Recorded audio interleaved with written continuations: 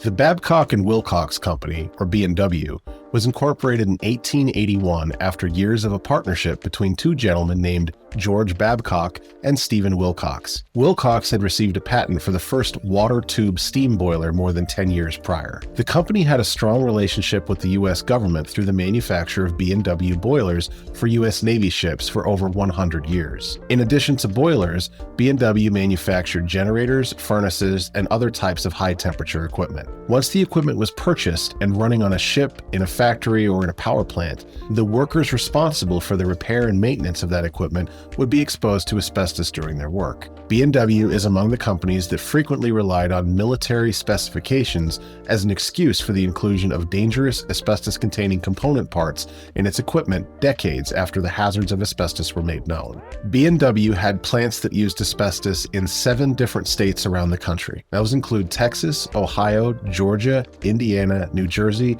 North Carolina, and Pennsylvania. Babcock and Wilcox began to face increasing asbestos personal injury lawsuits in the 1980s. Over the next 20 years, it would settle more than 300,000 claims, which cost the company a great deal of money. On February 22nd of 2000, B&W filed a petition for Chapter 11 bankruptcy, along with its affiliates Diamond Power International, Babcock and Wilcox Construction, and Americon Inc. The Babcock and Wilcox Asbestos Trust was established in 2006 with roughly $1 billion in funding. According to the most recently available financial report filed by the company, in 2021, 14,138 claims were filed with the B&W Trust. Since its founding, the trust has paid over 2 million claims. The report also details that $28 million were paid out in claims in 2021, adding to the estimated $1.8 billion the trust has paid out since it was established. As of August of 2021, the payment percentage is 6.3%. This means that qualified claimants will receive 6.3% of the set value designated by the trust